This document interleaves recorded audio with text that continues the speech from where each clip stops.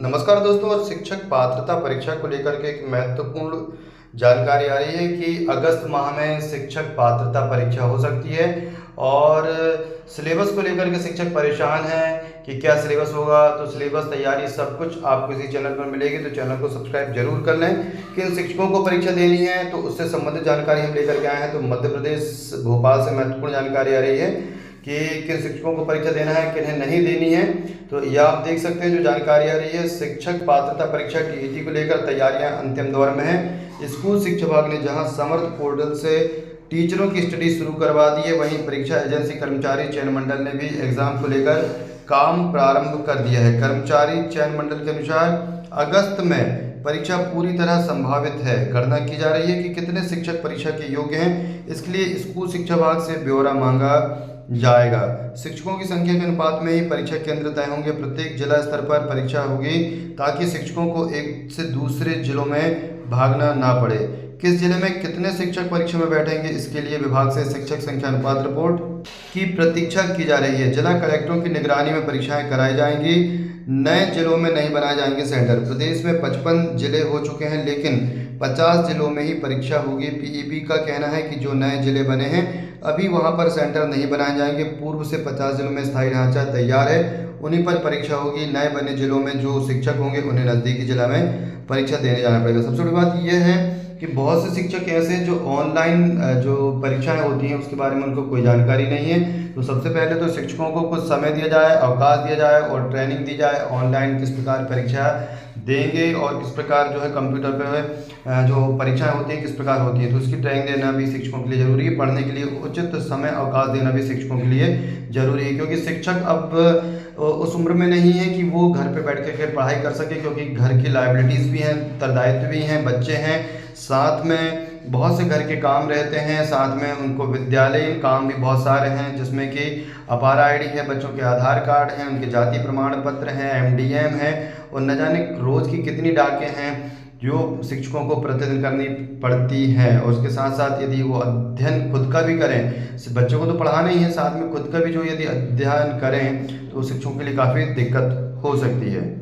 अब डिपार्टमेंट का कहना है कि शिक्षकों की तैयारी भी शुरू करवा दी गई है। जिला शिक्षा अधिकारियों को निर्देश दिए गए हैं कि समर्थ पोर्टल पर विषयवार जो वीडियो डाले गए हैं उसी के अनुसार जिलों में शिक्षकों की तैयारी करवाई जाए। शिक्षक अपने मोबाइल पर समर्थ पोर्टल से स्टडी के वीडियो अपलोड कर सकते हैं और आसानी से पढ़ाई कर सकते हैं।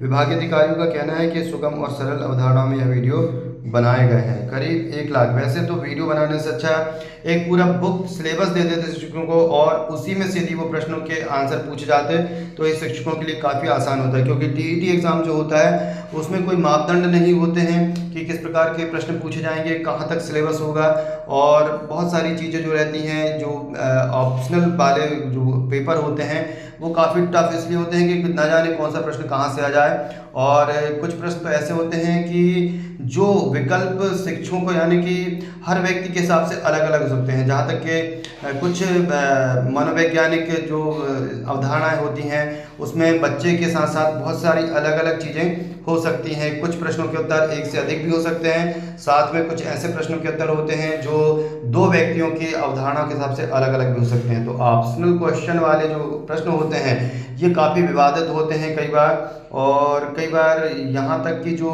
परीक्षा नियोक्ता होते हैं, परीक्षा करवाने वाले होते हैं, वो भी असमंजस की स्थिति में होते हैं और वहाँ पर उनके अंकों को फिर अलग से अधिभार बना करके दिया जाता है। तो ऑप्शनल एग्ज़ाम ना हो करके यदि इस पर लिखित परीक्षाएं होती हैं, शॉर्ट टाइप के आंसर दिए जाएं या लॉन्ग टाइप के आंसर दिए जाएं तो शिक्षक काफ़ी लिखने में सक्षम हो सकता है और अपने स्ववेग का इस्तेमाल कर सकता है। लेकिन टिक वाले जो आंसर होते हैं वो एक प्रकार से अलग अलग व्यक्ति के हिसाब से अलग अलग उसके आंसर हो सकते हैं, जो कि काफ़ी समस्याग्रस्त कारण होता है। तो शिक्षकों का कहना है कि यदि परीक्षाएं होती हैं तो वो लिखित होना चाहिए कि प्रश्न के उत्तर जो हैं वो शिक्षक, कुछ प्रश्न उसमें ऑप्शनल रहें, बाकी शेष प्रश्न जो है उसमें शॉर्ट उत्तर देने वाले हों या दीर्घ उत्तरीय हों, लॉन्ग टाइप में हों, ऐसा हो सकता है। करीब 1 लाख शिक्षक परीक्षा में बैठेंगे। प्रदेश में स्कूल शिक्षा और ट्राइबल को मिलाकर के करीब 1 लाख शिक्षक ऐसे हैं जो परीक्षा में बैठेंगे, यानी कि करीब 70,000 जो हैं वो मान के चलिए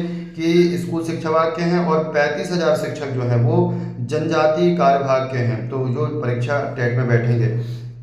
शिक्षा विभाग का कहना है कि परीक्षा तिथि घोषित होते ही इनके ऑनलाइन आवेदन भी कराए जाएंगे, और जैसे ही परीक्षा की तिथि घोषित होती है ऑनलाइन आवेदन कराए जाएंगे। और जो पात्रता परीक्षा है वैसे तो मध्य प्रदेश में 2005 से ही संचालित है। नियमानुसार जो 2005 से मेरिट लिस्ट के हिसाब से परीक्षाएं करवाई जा रही हैं, और 2005 के बाद से जितने भी जो शिक्षक नियुक्त हुए हैं वे लगभग जो पात्रता परीक्षाएं हुई हैं मध्य प्रदेश में व्यापम के माध्यम से हुई हैं, फिर पीईबी के माध्यम से हुई हैं। तो शिक्षक जो हैं वो पात्रता परीक्षा उत्तीर्ण करके आए हैं। और जैसे कि पूर्व में जानकारी आई थी लोक शिक्षण संचालनालय से कि जो 98 और 2005 के बीच के जो शिक्षक हैं संभवतः उनके एग्ज़ाम होने की संभावना है। लेकिन यदि आरटी एक्ट 2010 के हिसाब से भी जो कोर्ट ने अभी डिसीजन दिया है, और क्यूरेटिव यदि जो एक पिटीशन है दायर की गई है, और उसमें यदि कोर्ट ये मान जाता है कि बूथ लक्ष्य प्रभाव से जो नियम लागू करके शिक्षकों की जो ली जा रही है परीक्षाएं वो काफ़ी उनके लिए दिक्कत हो सकती है, क्योंकि एक लंबी उम्र के बाद पढ़ाई करना और परीक्षा देना काफ़ी कठिन होता है। तो हो सकता है कि उन्हें कुछ राहत मिल जाए। आपका क्या कहना है, आप अपने विचार कमेंट बॉक्स में जरूर लिखिएगा। और इस प्रकार की जानकारी टीईटी से संबंधित सामग्री जो है आपको इसी चैनल पर मिलेगी, तो चैनल को सब्सक्राइब जरूर कर लीजिएगा। वीडियो को लाइक शेयर करना भूलिएगा। धन्यवाद।